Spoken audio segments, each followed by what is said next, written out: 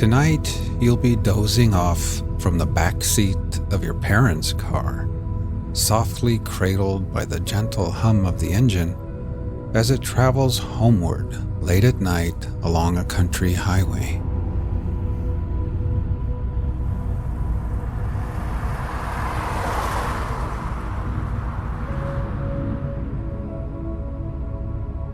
Imagine you are sitting in the back seat with your head nestled into a cozy pillow propped against the window.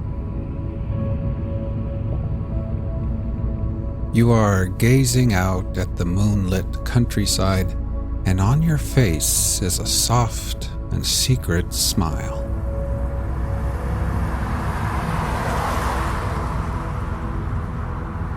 It's late Friday night after playing in the pep band at your brother's basketball game far from home.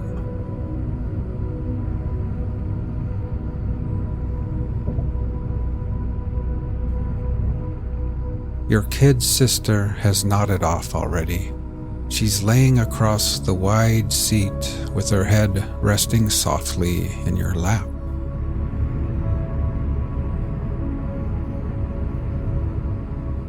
You are tired too after a long week of high school and homework, but you're also full of wonder, and that smile on your face is perfectly concealed in the shadows, only illuminated sporadically by the flickering flashes of light cast from the headlights of oncoming cars.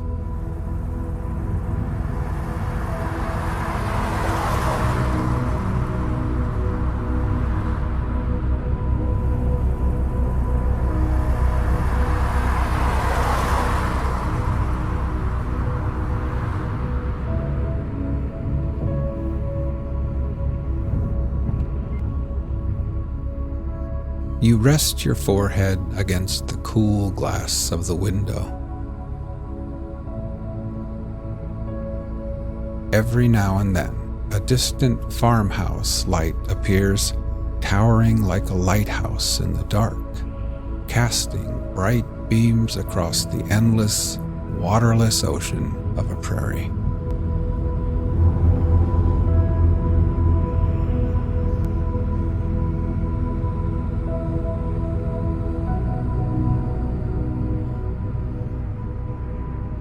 Now, slowly we'll begin to relax.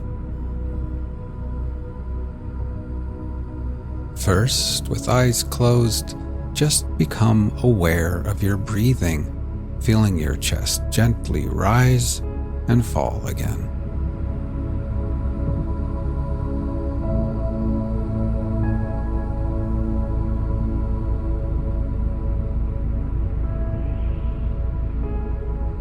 Next, we'll try taking a few deeper breaths, filling our lungs with air, holding it, and then gently exhaling and letting it all go.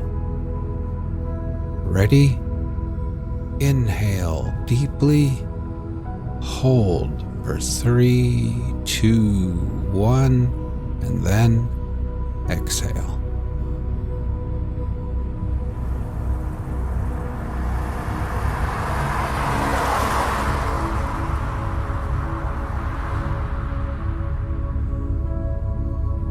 One more time. Breathe in deeply, hold for 3, 2, 1, and then exhale.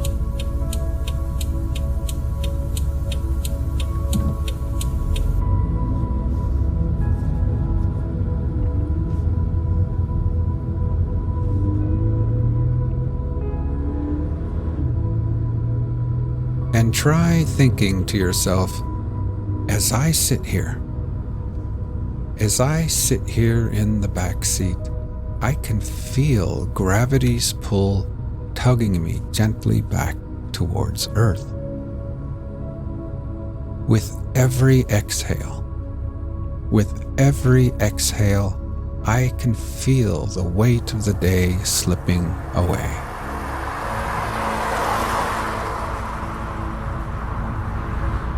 I can feel my feet, my ankles, calves, knees, and my legs, each part of me relaxing deeper and becoming heavier and more relaxed.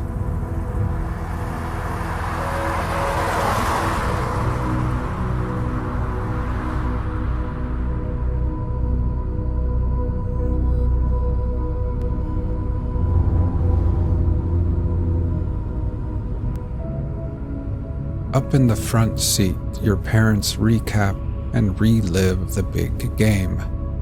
They talk of jump shots and fouls, rebounds and timeouts.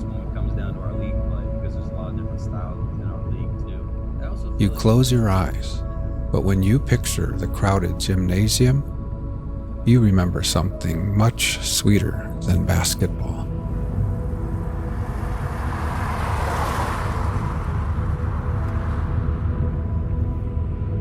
Your mind drifts back, but now the memory of the night is soothing and hypnotic, somehow quieter, as if it all played out in slow motion.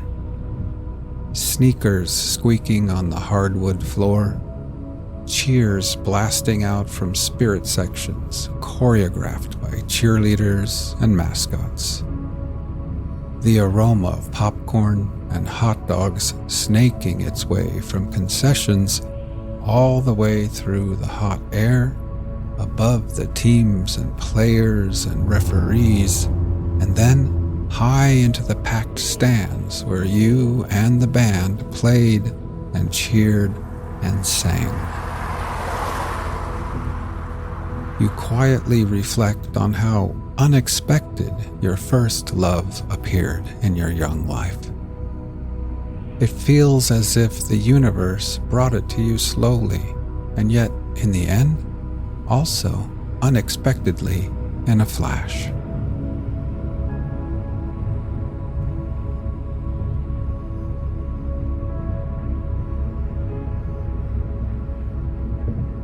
Now let's try taking a few more deep breaths. Ready? Breathe in deeply. Hold for 3, 2, 1, and then exhale.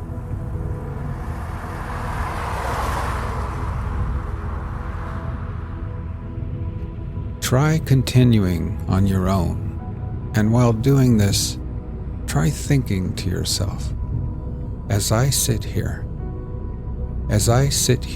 my whole body feels heavy and relaxed. With every exhale, I can feel gravity pulling me back towards Earth gently. I can feel my head, my shoulders, my neck becoming relaxed and at ease. And my legs are heavy and at peace with gravity's pull. Now my whole body, my legs and feet, my arms and hands, my torso, my head and neck and shoulders, my whole body is completely at peace, relaxed, and at ease.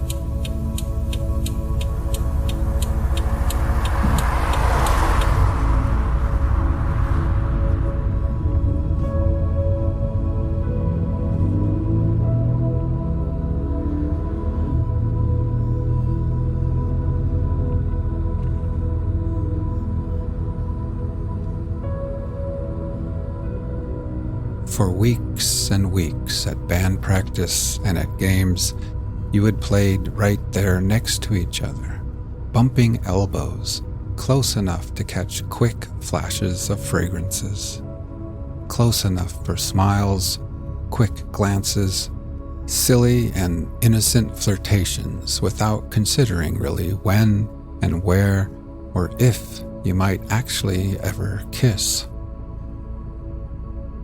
And then, unexpectedly, tonight, it just happened.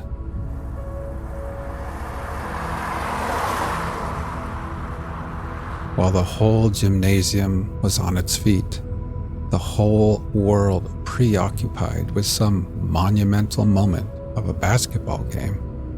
It just happened right there in the minuscule universe between the two of you.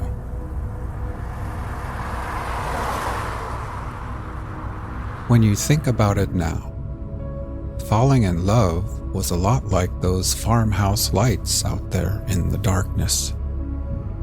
Everything approached so slowly at first, off in the distance, hardly moving at all. And then, love gained momentum and approached you carefully and timidly, getting closer and closer, and before you knew it, before you both knew it, true love had rushed up on you in a heartbeat, irresistible and suddenly undeniable.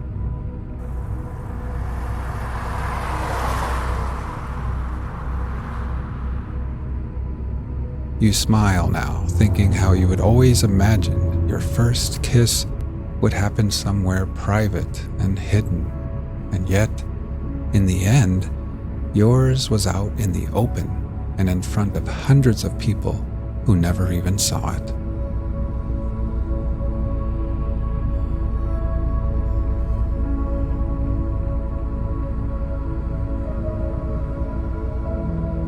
As your parents dial in the AM radio, you finally close your eyes and lean back.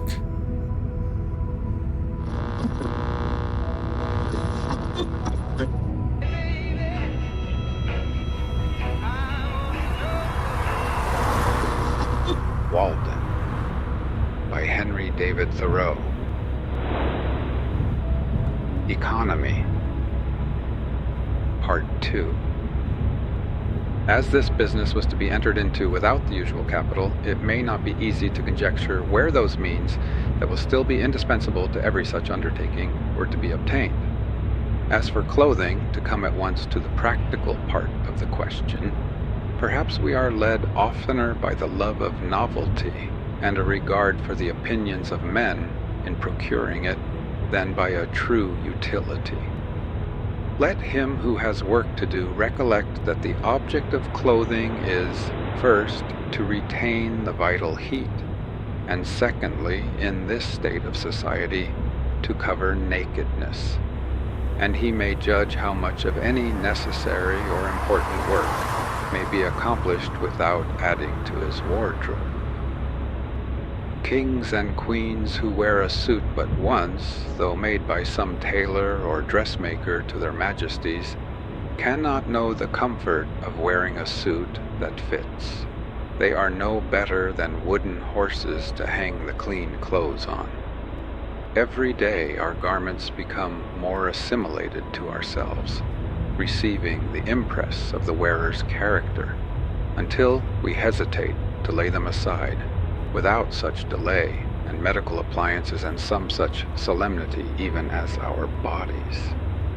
No man ever stood the lower in my estimation for having a patch in his clothes, yet I am sure that there is greater anxiety commonly to have fashionable or at least clean and unpatched clothes than to have a sound conscience.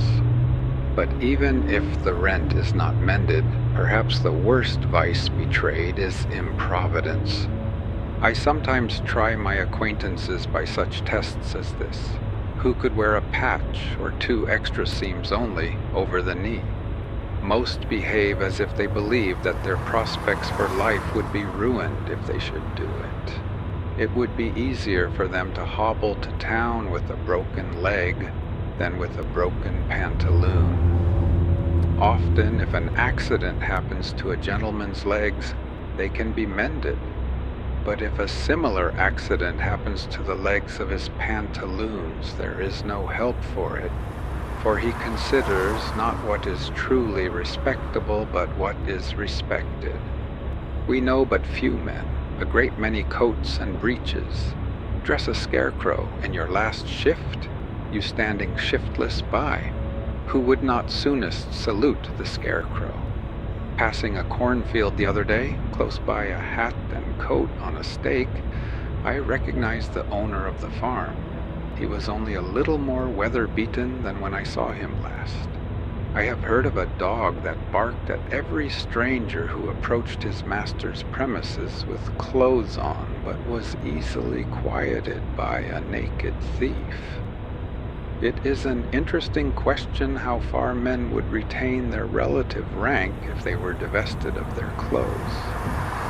Could you, in such a case, tell surely of any company of civilized men which belong to the most respected class? When Madame Pfeiffer, in her adventurous travels round the world from east to west, had got so near home as Asiatic Russia, she says that she felt the necessity of wearing other than a traveling dress when she went to meet the authorities, for she was now in a civilized country where people are judged of by their clothes. Even in our democratic New England towns, the accidental possession of wealth and its manifestation in dress and equipage alone obtain for the possessor almost universal respect. But they yield such respect, numerous as they are so far heathen, and need to have a missionary sent to them. Beside, clothes introduced sewing, a kind of work which you may call endless. A woman's dress, at least, is never done. A man who has at length found something to do will not need to get a new suit to do it in. For him, the old will do, that has lain dusty in the garret for an indeterminate period. Old shoes will serve a hero longer than they have served his valet, if a hero ever has a valet. Bare feet are older than shoes, and he can make them do. Only they who go to soirees and legislative halls must have new coats to change as often as the man changes in them. But if my jacket and trousers, my hat and shoes are fit to worship God in, they will do. Will they not? Who ever saw his old clothes, his old coat, actually worn out, resolved into its primitive elements, so that it was not a deed of charity to bestow it on some poor boy, by him perchance to be bestowed on some poorer still, or shall we say richer, who could do with less? I say, beware of all enterprises that require new clothes, and not rather a new wearer of clothes. If there is not a new man, how can the new clothes be made to fit? If you have any enterprise before you, try it in your old clothes. All men want not something to do with, but something to do, or rather something to be.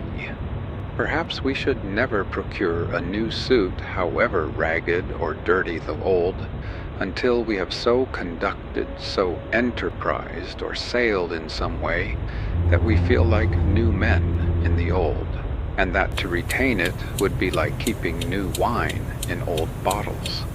Our molting season, like that of the fowls, must be a crisis in our lives. The loon retires to solitary ponds to spend it. Thus also the snake casts its slough, and the caterpillar its wormy coat, by an internal industry and expansion, for clothes are but our outmost cuticle and mortal coil. Otherwise we shall be found sailing under false colors, and be inevitably cashiered at last by our own opinion, as well as that of mankind. We don garment after garment, as if we grew like exogenous plants by addition without. Our outside and often thin and fanciful clothes are our epidermis, or false skin, which partakes not of our life, and may be stripped off here and there without fatal injury. Our thicker garments, constantly worn, are our cellular integument, or cortex, but our shirts are our liber, or true bark, which cannot be removed without girdling and so destroying the man. I believe that all races at some seasons wear something equivalent to the shirt. It is desirable that a man be clad so simply that he can lay his hands on himself in the dark, and that he live in all respects so compactly and preparedly that if an enemy take the town, he can, like the old philosopher, walk out the gate empty-handed without anxiety, while one thick garment is, for most purposes, as good as 3 thin ones, and cheap clothing can be obtained at prices really to suit customers, while a thick coat can be bought for $5, which will last as many years, thick pantaloons for $2, cowhide boots for $1.50 a pair, a summer hat for $0.25, and a winter cap for 62.5 cents, or a better be made at home at a nominal cost. Where is he so poor that, clad in such a suit of his own earning, there will not be found wise men to do him reverence? When I ask for a garment of a particular form, my tailoress tells me gravely, they do not make them so now, not emphasizing the they at all, as if she quoted an authority as impersonal as the fates, and I find it difficult to get made what I want, simply because she cannot believe that I mean what I say, that I am so rash. When I hear this oracular sentence, I am for a moment absorbed in thought, emphasizing to myself each word separately, that I may come at the meaning of it, that I may find out by what degree of consanguinity they are related to me, and what authority they may have in an affair which affects me so nearly. And finally, I am inclined to answer her with equal mystery, and without any more emphasis of the they. It is true they did not make them so recently, but they do now. Of what use this measuring of me if she does not measure my character, but only the breadth of my shoulders, as it were a peg to hang the coat on? We worship not the graces, nor the parse, but fashion. She spins and weaves and cuts with full authority. The head monkey at Paris puts on a traveler's cap, and all the monkeys in America do the same. I sometimes despair of getting anything quite simple and honest done in this world by the help of men. They would have to be passed through a powerful press first to squeeze their old notions out of them, so that they would not soon get upon their legs again, and then there would be someone in the company with a maggot in his head, hatched from an egg deposited there, nobody knows when, for not even fire kills these things, and you would have lost your labor. Nevertheless, we will not forget that some Egyptian wheat was handed down to us by a mummy.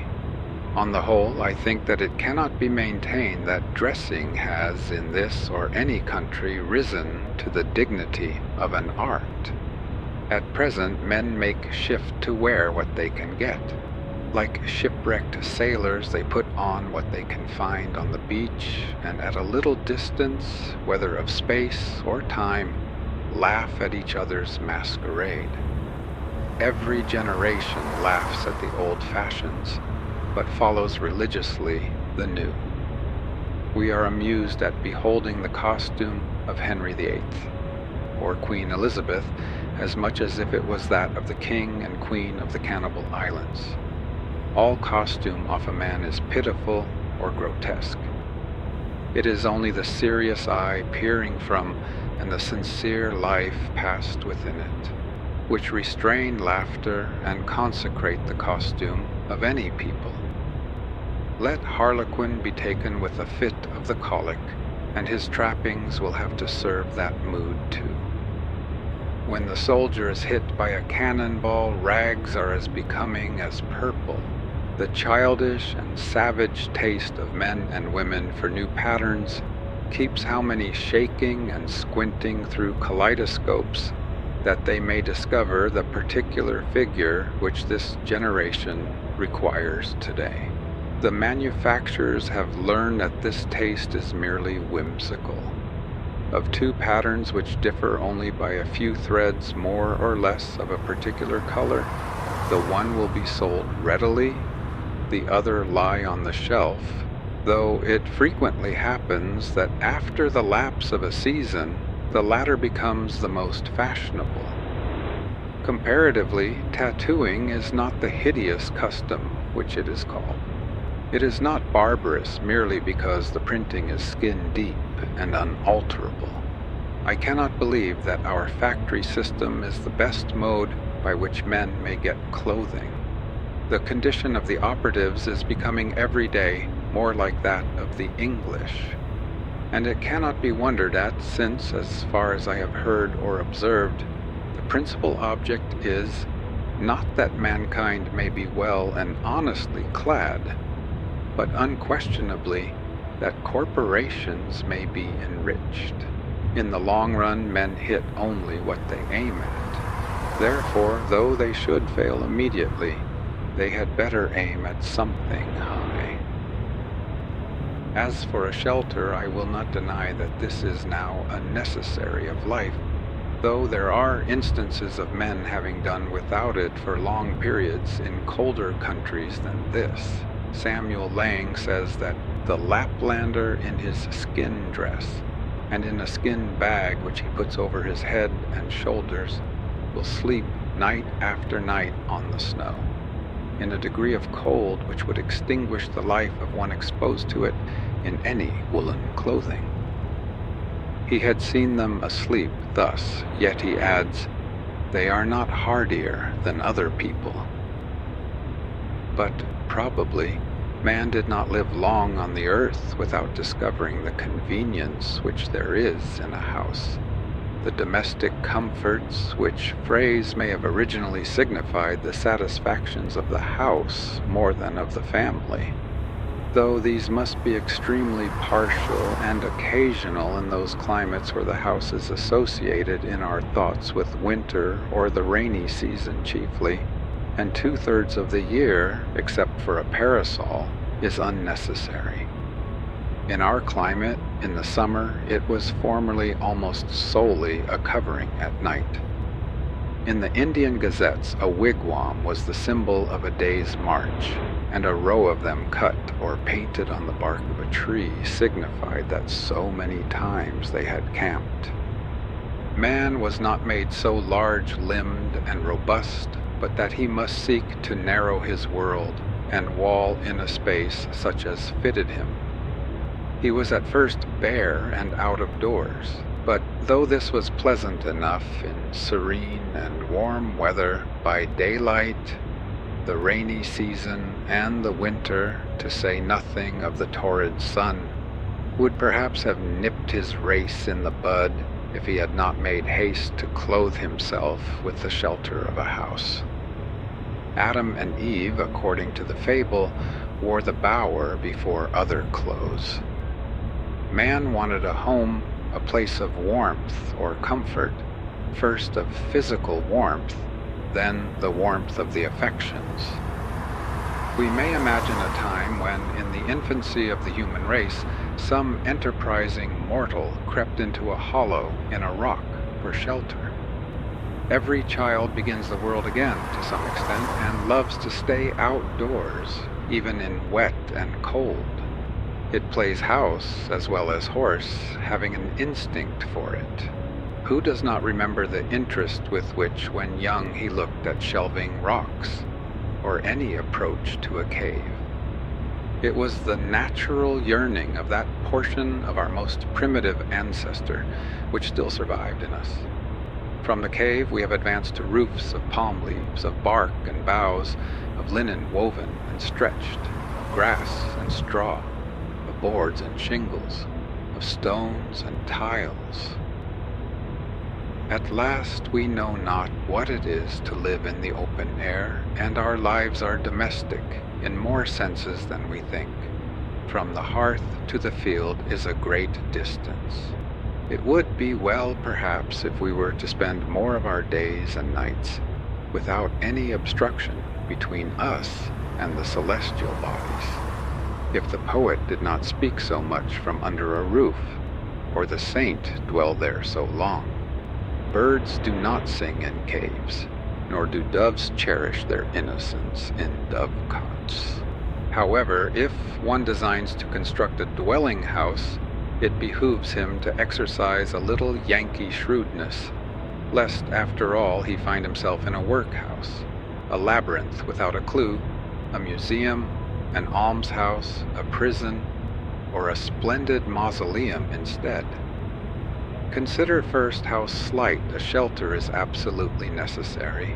I have seen Penobscot Indians in this town living in tents of thin cotton cloth, while the snow was nearly a foot deep around them, and I thought that they would be glad to have it deeper to keep out the wind.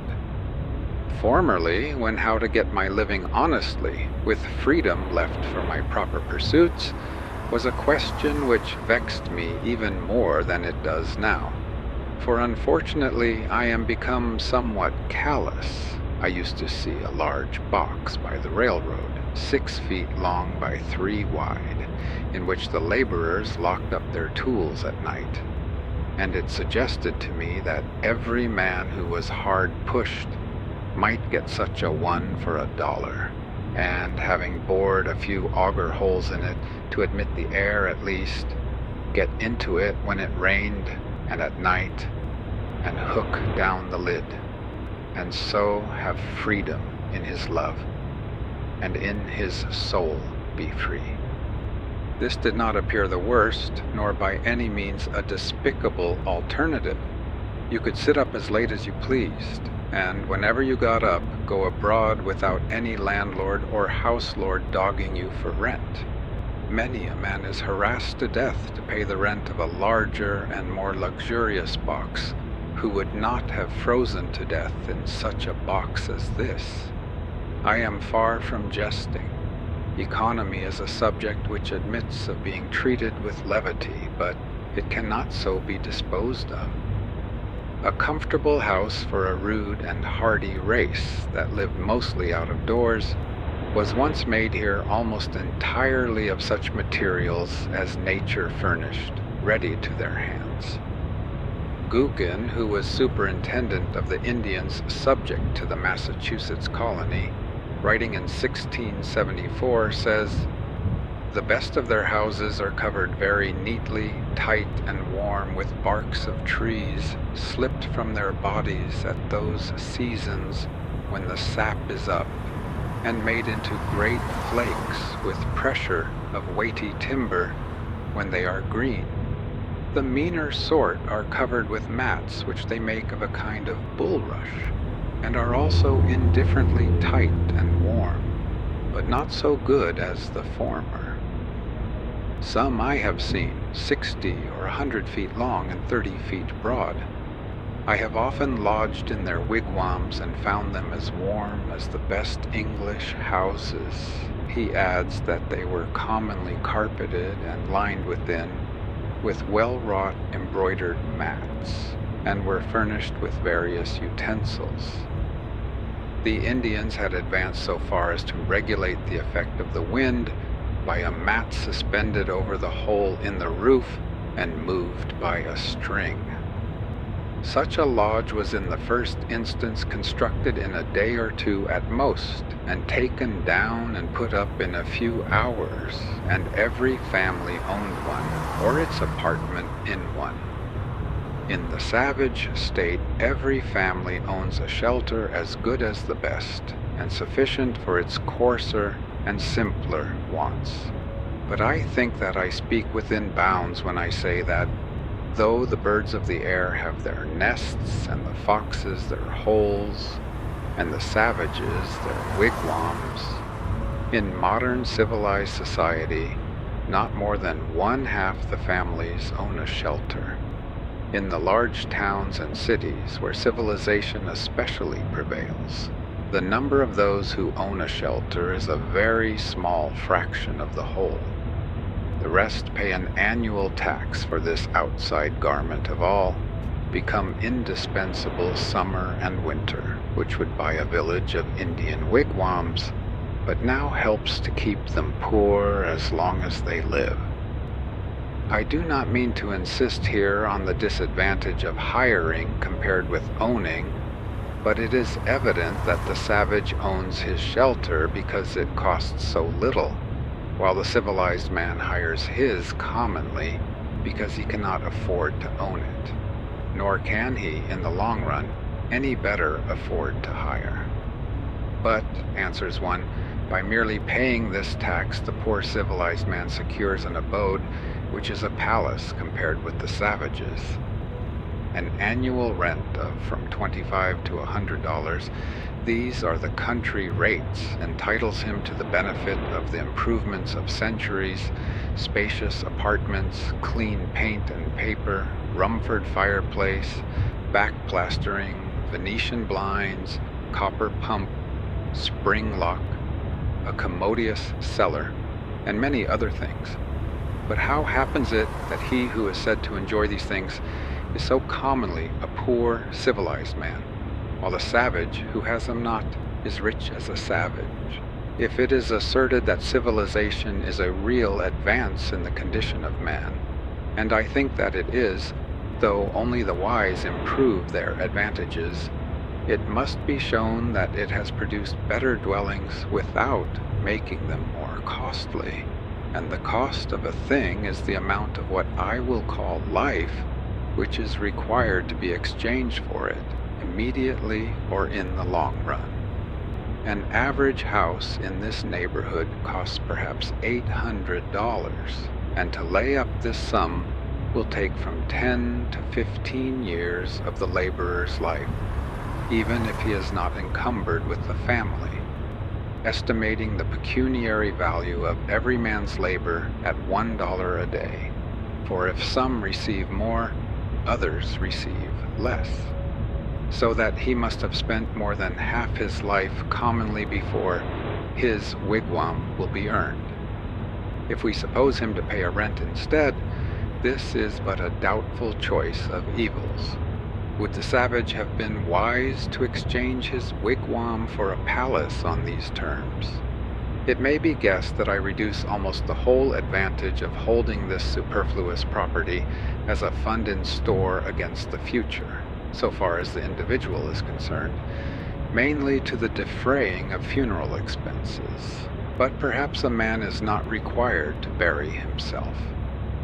Nevertheless, this points to an important distinction between the civilized man and the savage, and no doubt they have designs on us for our benefit in making the life of a civilized people an institution, in which the life of the individual is to a great extent absorbed in order to preserve and perfect that of the race. But I wish to show at what a sacrifice this advantage is at present obtained, and to suggest that we may possibly so live as to secure all the advantage without suffering any of the disadvantage. What mean ye by saying that the poor ye have always with you, or that the fathers have eaten sour grapes, and the children's teeth are set on edge? As I live, saith the Lord God, ye shall not have occasion any more to use this proverb in Israel. Behold, all souls are mine, as the soul of the Father, so also the soul of the Son is mine. The soul that sinneth, it shall die. When I consider my neighbors, the farmers of Concord, who are at least as well off as the other classes, I find that for the most part they have been toiling 20, 30, or 40 years that they may become the real owners of their farms, which commonly they have inherited with encumbrances or else bought with hired money. And we may regard 1/3 of that toil as the cost of their houses, but commonly they have not paid for them yet. It is true the encumbrances sometimes outweigh the value of the farm, so that the farm itself becomes one great encumbrance, and still a man is found to inherit it, being well acquainted with it, as he says. On applying to the assessors, I am surprised to learn that they cannot at once name a dozen in the town who own their farms free and clear. If you would know the history of these homesteads, inquire at the bank where they are mortgaged. The man who has actually paid for his farm with labor on it is so rare that every neighbor can point to him. I doubt if there are 3 such men in Concord. What has been said of the merchants, that a very large majority, even 97 in 100, are sure to fail, is equally true of the farmers.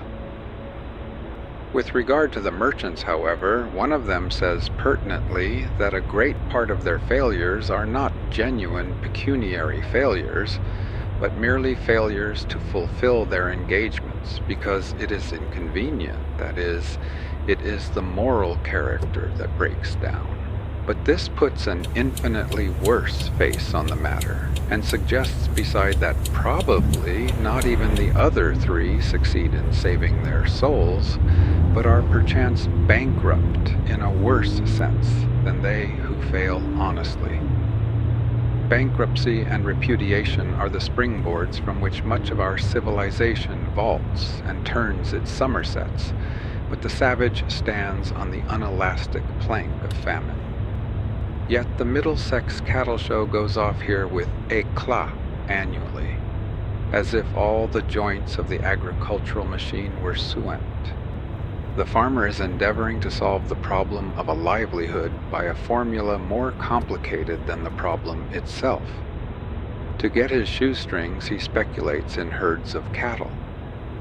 With consummate skill, he has set his trap with a hairspring to catch comfort and independence, and then, as he turned away, got his own leg into it. This is the reason he is poor, and for a similar reason we are all poor in respect to 1,000 savage comforts, though surrounded by luxuries.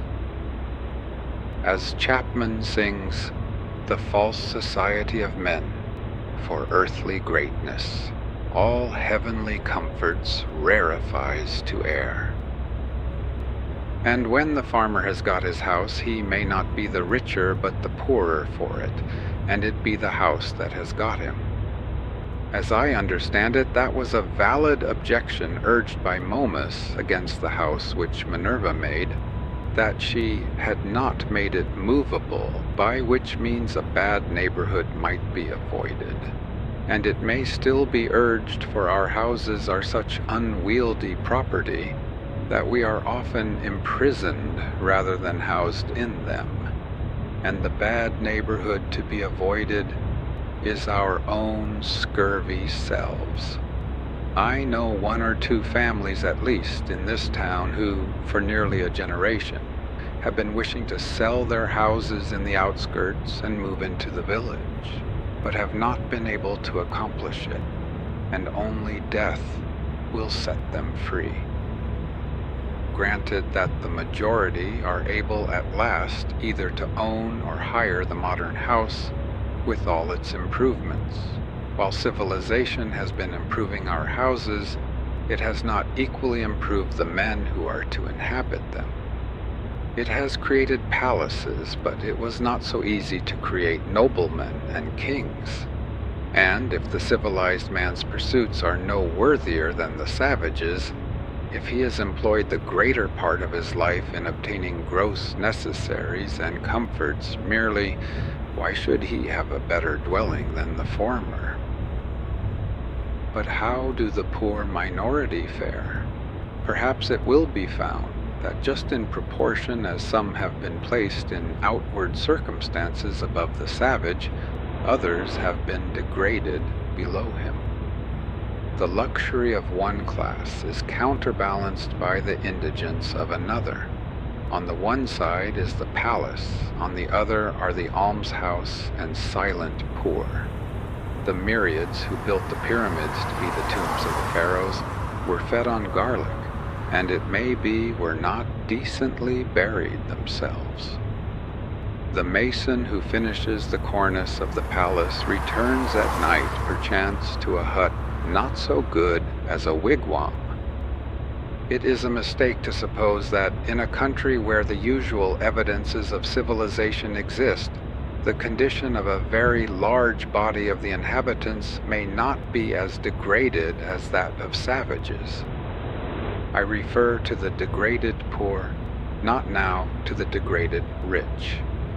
To know this, I should not need to look farther than to the shanties which everywhere border our railroads, that last improvement in civilization, where I see in my daily walks human beings living in sties and all winter with an open door, for the sake of light, without any visible, often imaginable wood pile, and the forms of both old and young are permanently contracted by the long habit of shrinking from cold and misery, and the development of all their limbs and faculties is checked. It certainly is fair to look at that class by whose labor the works which distinguish this generation are accomplished. Such, too, to a greater or less extent, is the condition of the operatives of every denomination in England, which is the great workhouse of the world. Or I could refer you to Ireland, which is marked as one of the white or enlightened spots on the map. Contrast the physical condition of the Irish with that of the North American Indian, or the South Sea Islander, or any other savage race before it was degraded by contact with the civilized man. Yet I have no doubt that that people's rulers are as wise as the average of civilized rulers. Their condition only proves what squalidness may consist with civilization. I hardly need refer now to the laborers in our southern states who produce the staple exports of this country and are themselves a staple production of the South, but to confine myself to those who are said to be in moderate circumstances. Most men appear never to have considered what a house is, and are actually, though needlessly poor all their lives, because they think that they must have such a one as their neighbors have. As if one were to wear any sort of coat which the tailor might cut out for him, or gradually leaving off palm leaf hat or cap of woodchuck skin, complain of hard times because he could not afford to buy him a crown. It is possible to invent a house still more convenient and luxurious than we have, which yet all would admit that man could not afford to pay for. Shall we always study to obtain more of these things, and not sometimes to be content with less?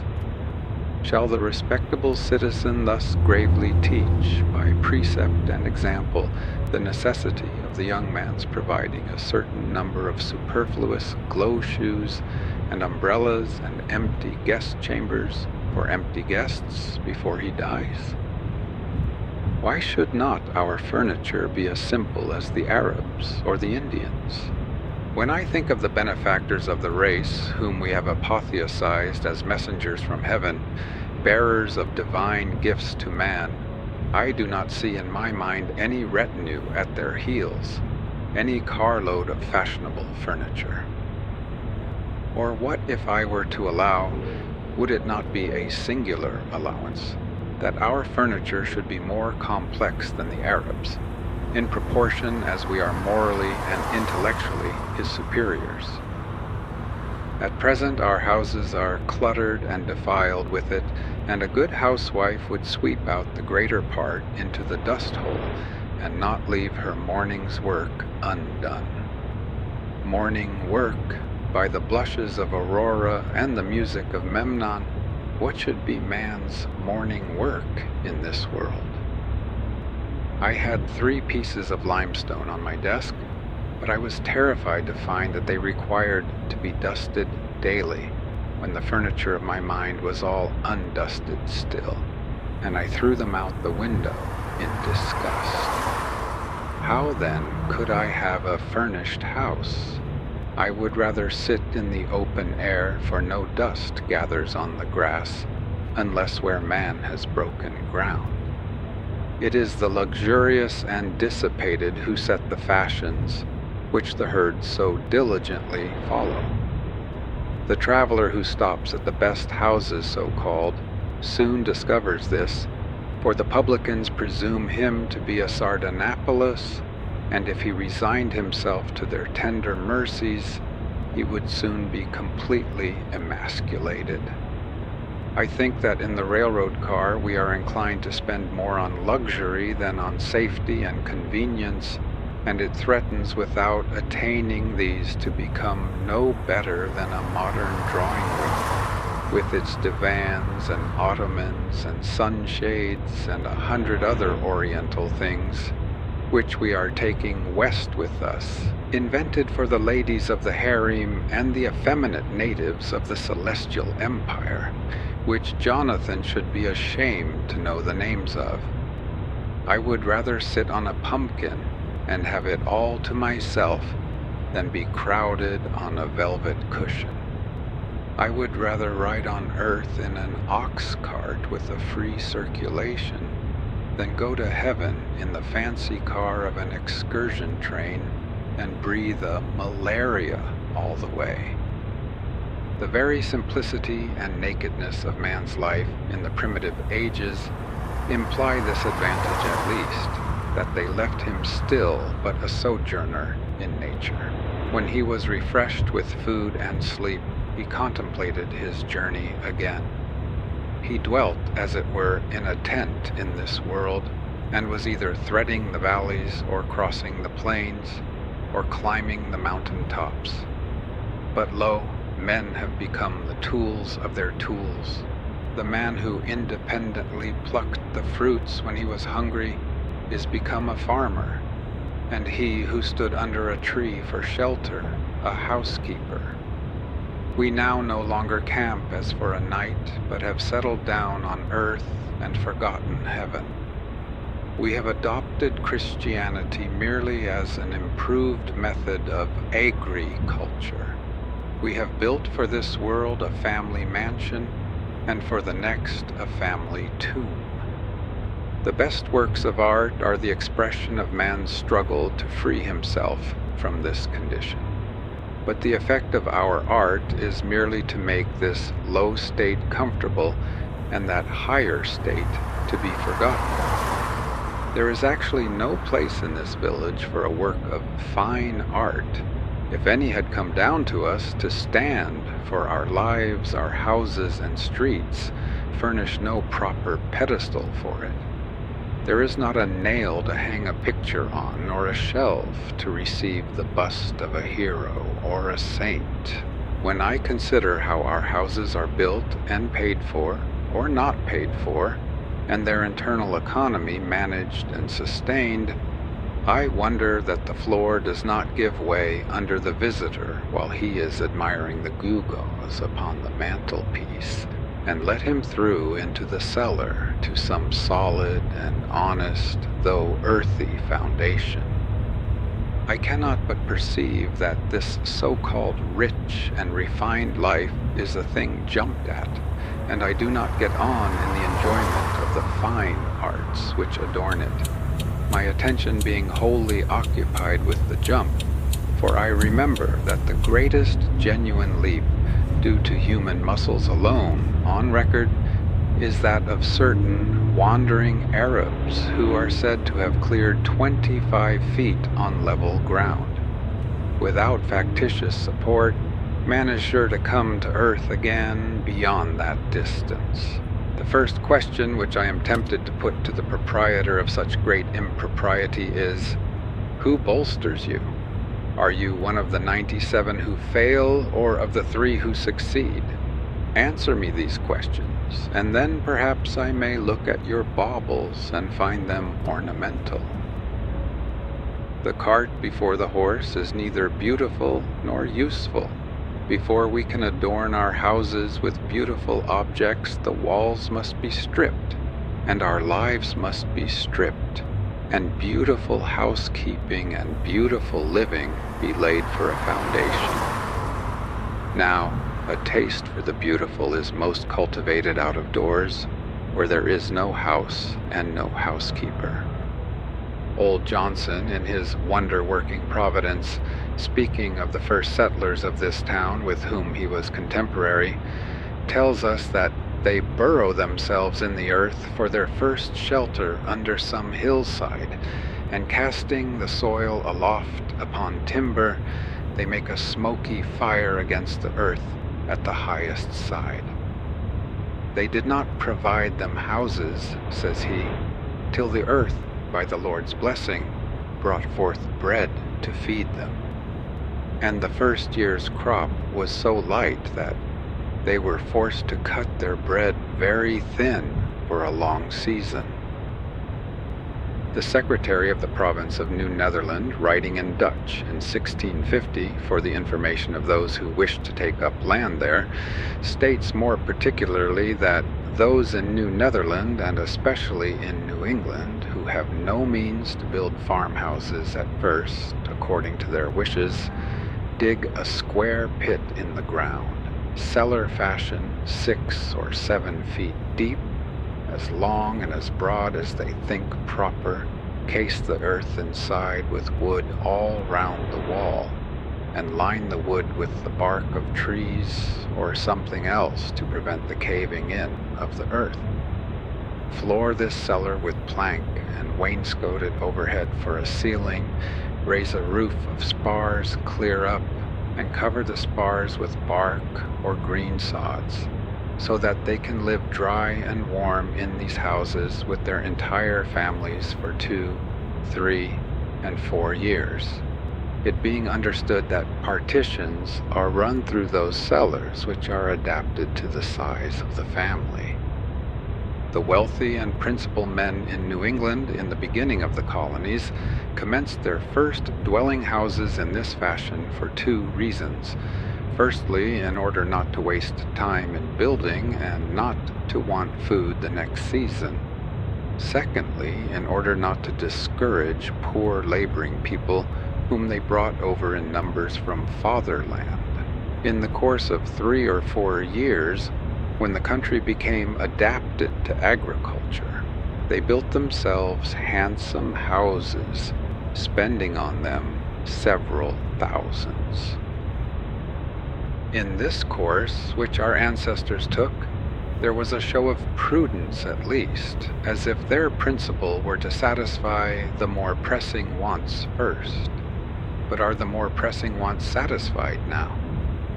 When I think of acquiring for myself one of our luxurious dwellings, I am deterred, for, so to speak, the country is not yet adapted to human culture, and we are still forced to cut our spiritual bread far thinner than our forefathers did their wheaten. Not that all architectural ornament is to be neglected even in the rudest periods, but let our houses first be lined with beauty, where they come in contact with our lives, like the tenement of the shellfish, and not overlaid with it. But alas, I have been inside 1 or 2 of them, and know what they are lined with. Though we are not so degenerate, but that we might possibly live in a cave or a wigwam or wear skins today, it certainly is better to accept the advantages, though so dearly bought, which the invention and industry of mankind offer. In such a neighborhood as this, boards and shingles, lime and bricks are cheaper and more easily obtained than suitable caves, or whole logs or bark in sufficient quantities, or even well-tempered clay or flat stones. I speak understandingly on this subject, for I have made myself acquainted with it both theoretically and practically. With a little more wit, we might use these materials so as to become richer than the richest now are, and make our civilization a blessing. The civilized man is a more experienced and wiser savage, but to make haste to my own experiment,